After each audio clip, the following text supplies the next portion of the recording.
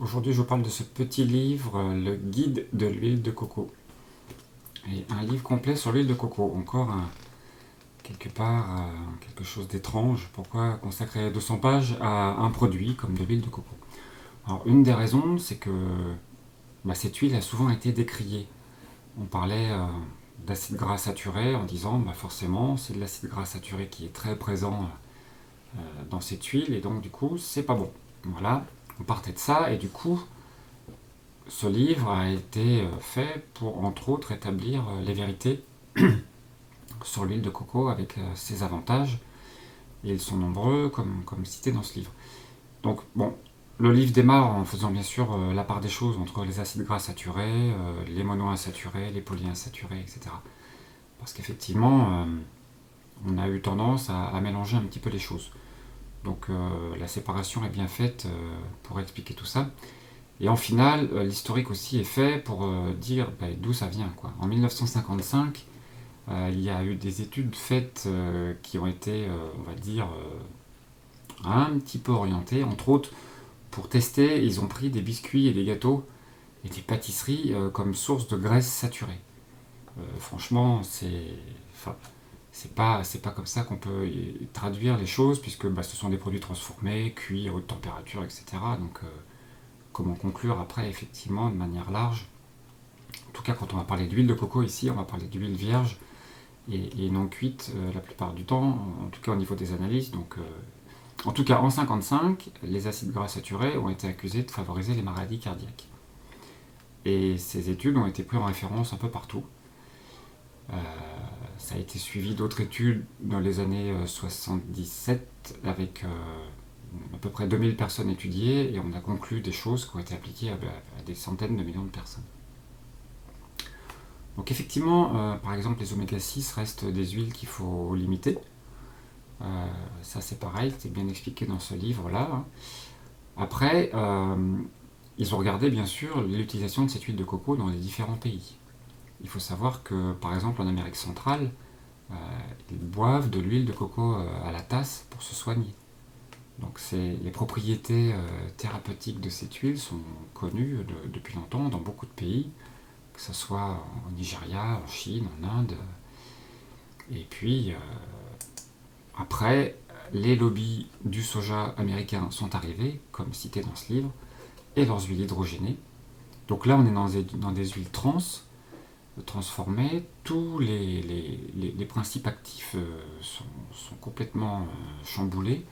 Et clairement, ces huiles hydrogénées, qui composent par exemple parfois certaines margarines, qu'on utilise pour remplacer le beurre, ce qui est quand même un comble, là, clairement, sont vraiment mauvais pour la santé. Il faut savoir que même la Federal Drug Administration, la FDA, a constaté que les frites, les pommes de terre frites cuites dans du suif de bœuf contenaient 2 fois moins de matière grasse que celles cuites dans les huiles végétales. Donc c'est assez marrant parce que effectivement on a développé tout un tas d'huiles végétales en disant que c'était meilleur pour la santé et au final, sur cet aspect-là, c'était peut-être un peu mieux avant parce que sans pas me parler du goût, on mange moins de gras en final dans des frites cuites de cette manière-là. Après, il y a eu un changement de cap dès les années 2015 aux États-Unis. Les aliments riches en cholestérol officiellement ne posaient plus de problème pour la santé cardiovasculaire. Donc ce changement est arrivé très très très récemment. On diabolisait les acides gras saturés et on mettait en avant les pizzas, les pâtes, les frites et bref, les huiles hydrogénées. Et pareil en 2015, la France quelque part a suivi. En gros, l'Agence nationale de santé française recommande 35% de lipides maximum, avec 12% d'acides gras saturés maximum. C'est mieux qu'avant, mais on peut imaginer que ces chiffres-là iront sûrement en augmentant vu l'importance des bonnes matières grasses pour l'organisme. Voilà. Une autre partie de ce livre, c'est voir une noix de coco, de quoi elle est composée. Donc, à peu près la moitié d'eau de coco, qui est très très riche en nutriments, en minéraux et qui est vraiment, vraiment intéressant. À ne pas confondre avec le lait de coco, qui là par contre est la noix sèche broyée et pressée pour obtenir ce lait blanc. Dans une noix de coco, donc il y a 35% de lipides, ce qui effectivement on va retrouver, alors la proportion, pour 100 g d'huile de coco, il y a 86 g d'acide gras saturé. Donc c'est là où on retrouve effectivement le chiffre très élevé d'acide gras saturé. Par contre, après, il faut rentrer dans les détails, parce que ces acides gras saturés sont composés de différents acides. Je ne vais pas tous les citer, mais il y en a pas loin de 8, avec entre autres l'acide laurique qui a beaucoup de propriétés et qui n'a pas moins que 44%, qui représente 44% de la partie grasse de l'huile de coco. Et dans ce livre, après, ils vont effectivement, justement, parler des propriétés. Avec, franchement, la liste est très très longue, je vais en citer juste quelques-uns. Par exemple, ils ont constaté que l'huile de coco pouvait détruire certaines bactéries qui en général collent à nos dents. C'est pour ça, entre autres, que l'huile de coco sert de base à un très bon dentifrice. Un dentifrice, par exemple, avec du bicarbonate de soude, 50-50, ça fait un très bon dentifrice.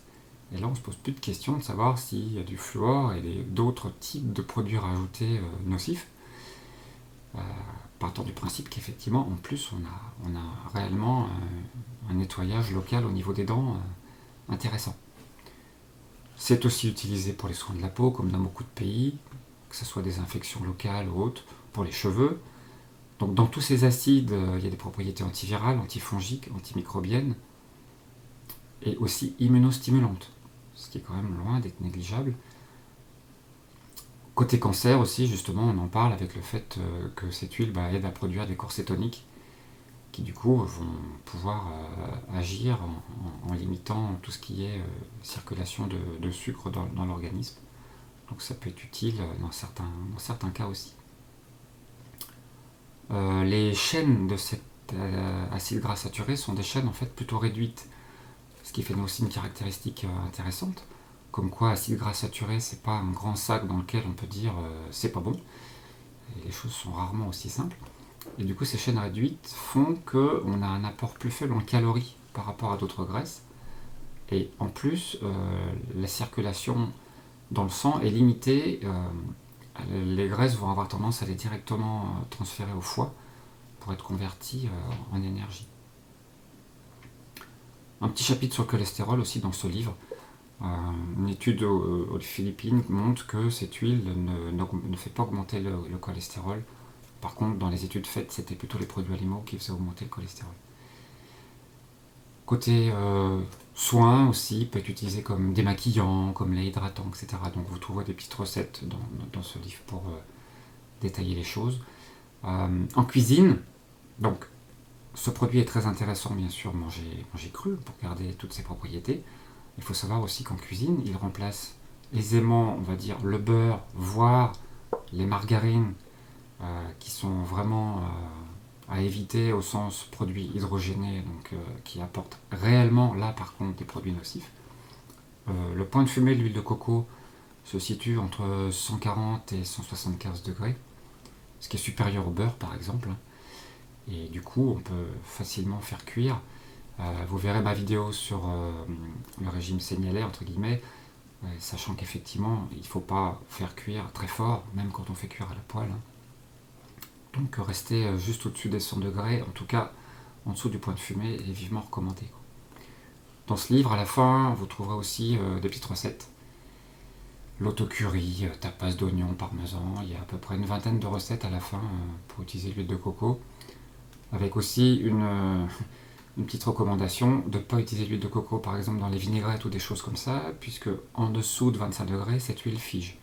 Donc vous allez avoir une séparation, voire des grumeaux dans certaines préparations, donc c'est à prendre en compte. Du coup, personnellement, je pense qu'effectivement ce livre permet de rassurer les gens qui se diraient « j'ai entendu dire que l'huile de coco n'était pas bonne ». On verra bien qu'effectivement, on peut en manger sans souci. Il y a beaucoup de propriétés intéressantes. L'idée, c'est pas de remplacer toutes les huiles par l'huile de coco, bien évidemment, puisque côté oméga 3, les huiles de lin, colza et compagnie sont bien sûr très utiles et très importantes. Cette huile apportera du coup une variété supplémentaire, toujours dans l'idée de varier les produits, c'est ce qui est aussi très intéressant et très important. Il faut savoir qu'il y a encore certaines applications de choix alimentaires, dont je ne citerai pas les noms, qui, dès qu'un produit a de l'huile de coco dedans, met le produit en rouge parce qu'il y a des acides gras saturés. Donc ce livre permet de faire la part des choses. On peut l'utiliser aussi, par exemple, en remplacement du beurre, à la fois pour la cuisson, mais aussi tartiner sur du pain. C'est simple, intéressant et c'est bon aussi. Voilà pour ce résumé.